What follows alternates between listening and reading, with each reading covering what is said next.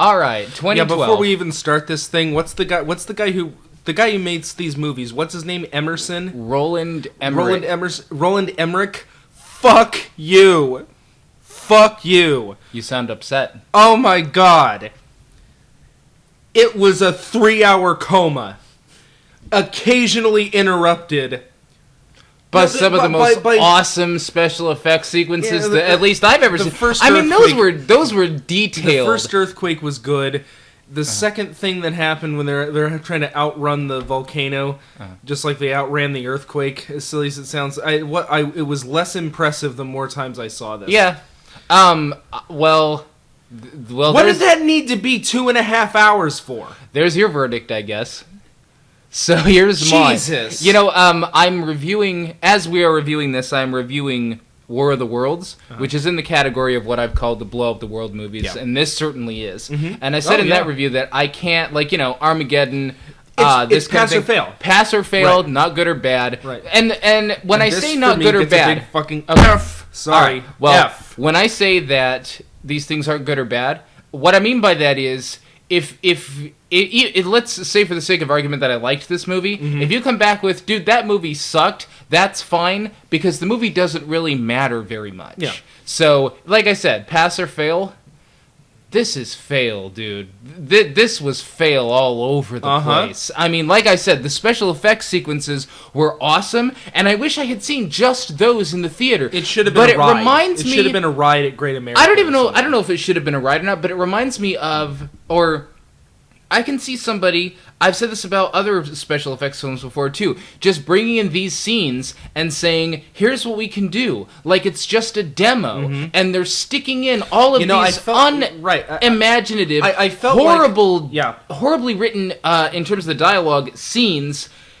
This movie pointless had characters. Pointless characters that you forget. Was Woody Harrelson in that movie? I can't even remember anymore. Who played the president? He dropped out 1/3 of the way in, and then came back in for a minute just to get hit by just to get out again. Yeah. This movie's biggest problem, aside from the fact that the dialogue was awful, even for a movie like this, the dialogue was awful. It really was. And the characters, it's not like Independence Day, where at least I argued that you care about them just enough. You don't care at all. Oh, the characters in Independence Day, as much as I hated that movie, were 1,000 times more compelling. I thought I wouldn't even go so far as to say, to be fair and to be honest, that the characters in Independence Day were compelling. No, neither would I. They're 1,000 times more compelling than the characters in this They could thing. at least hold your attention in between the action scenes. What was going on in Independence Day, which is another, what's his name, Emmerich?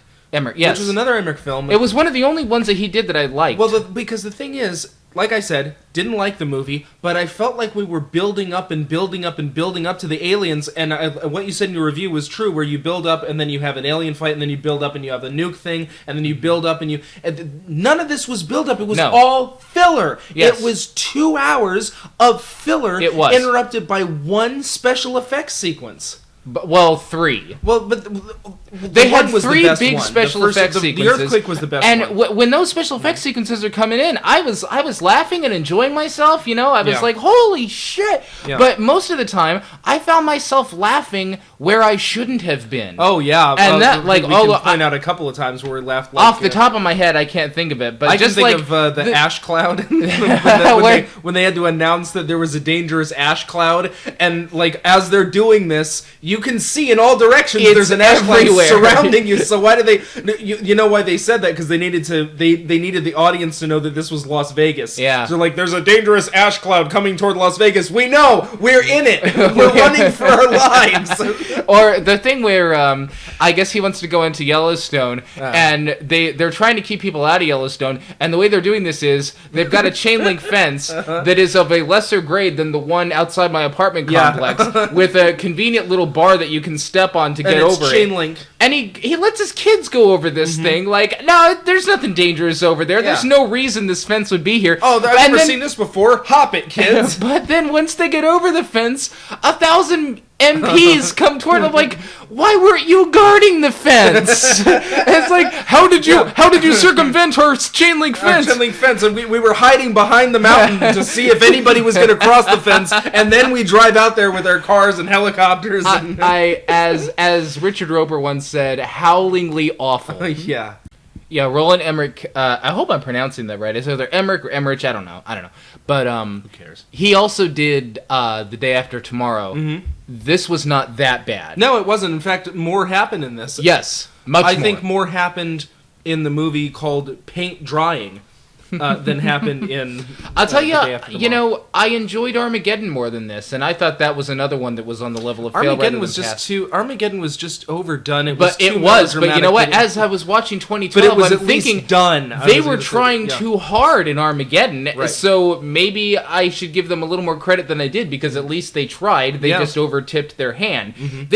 He's not even trying in this movie. No, there was no attempt to make these characters interesting. There was no attempt to give an interesting story to any of them. Actually, I'm going to disagree with that. I think there was an attempt, but it was an abysmal attempt. No. I'll say the third act was the most compelling. When they get onto the boat, it was the most compelling, and that was kind of a good idea. I'm talking about the little speeches. No, you got this. Our stepdad and this. Yeah. That was pathetic. It was pathetic. And just a complete lack of effort on the part of the man writing the screenplay, the two men, I think. And it was a 2.5 hour movie! Yeah, at least Armageddon only wastes half that time. Yeah, good point. But yeah, the end of you used exactly the right word. This movie was a complete waste of time. It was. With the exception of that, I'll say the one scene, because like I said, they got less and less impressive as they went on. Mm. But the earthquake scene was great. But... What is it for? Well, what is this movie for? Exactly. And you know what? I know movies of this type are intended to be a waste of time. This is a bad waste. This is a waste of time that you don't need to bother with. No, there are other movies like this that you're going to have a lot more fun watching. I saw there were 2 asteroid movies out back in 97 or whatever, 98. There was Armageddon, there was Deep Impact, and I saw them both in the theater, but I saw Deep Impact first, and I thought it was boring because it was all the meteors getting here, and that it was all from beginning to just about the end. The meteor was getting there, but there was this little idea, and it was kind of special where they had this. It was another arc that they were going to put everybody in, but it was in a big mountain, and they had a lottery for who was going to get in. And the people were sitting around talking about this, and they're like, I've sort of made my peace with the fact I'm not going to. If I get in, great, but I'm not going to bet my sanity on it. I'm going to make peace with myself, and that was kind of a nice sliver of an idea. I thought it was boring, and I thought the movie was bad, but this got me more interested in that. If they had done something like that, they did in the end, and I will say, in all fairness, that the ending was the high point of the whole film. It was, and for whatever that's worth. This is the first time I've seen an action movie where the third act was the best one. Yeah, wouldn't you say? That's very strange. Yeah. But I was thinking to myself that you could cut the first 2/3, take that last third of these people being in the ark, make this into a TV show. That would be Wouldn't excellent. That be a great idea for a TV show to say that the whole world has had this catastrophic thing? We got a select few people. We can get involved in what their lives were and what their lives are turning into. Yeah. We can see the perspective of some of the people from the other ships can interact with them. And we can go wherever we want. You know, this is going to create a whole new culture for these people. Call it the Ark. And you know what? If anybody wants to produce that, I will be happy to write that show for anyone who's listening.